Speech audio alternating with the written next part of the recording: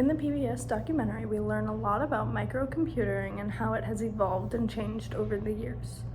This video takes the watcher through a story from the beginning of everything to now and how everything has really changed involving computers and programming.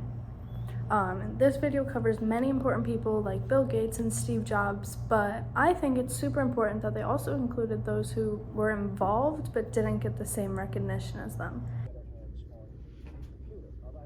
Felstein, and how he started the Homebrew Computer Club. This was a club that was really the beginning of computer programming, and they kind of paved the way for everybody else. People like Roger Mellon and Harry Garland were early founders of this computer company, and they held meetings to try to solve problems on computer programming. So they developed a first generation computer that really wasn't a computer.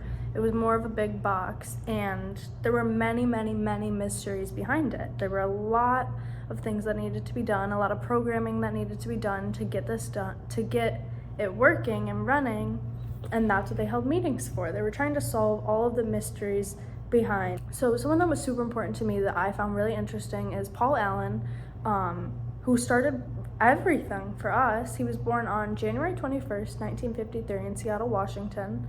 And growing up, he had attended suburban private preparatory schools. During this time, he had met Bill Gates, and they had grown up together and shared many common interests, but most importantly, computers and programming, and they really enjoyed the idea of making a living out of this. They worked together on computer programming, and then later they founded Microsoft together. Paul attended Washington State University, but later dropped out to pursue a career in computer development. Paul got a job in Boston, and this is where he and Bill later reconnected. Bill Gates was actually going to school in Harvard, and he dropped out his junior year to pursue this Microsoft business with Paul. Together, they founded and developed Microsoft. Before this, he worked at MIT. He was a vice president and a software director, but he later left his job to work for Microsoft full-time. Paul Allen also did many other things in his life aside from being the co-founder of Microsoft, which I feel he doesn't get the recognition for. But he did many things. He was very in the public. He did things like made music museums, like interactive for children, and he also owned a large baseball team. He owned the Portland Trail Blazers for a while.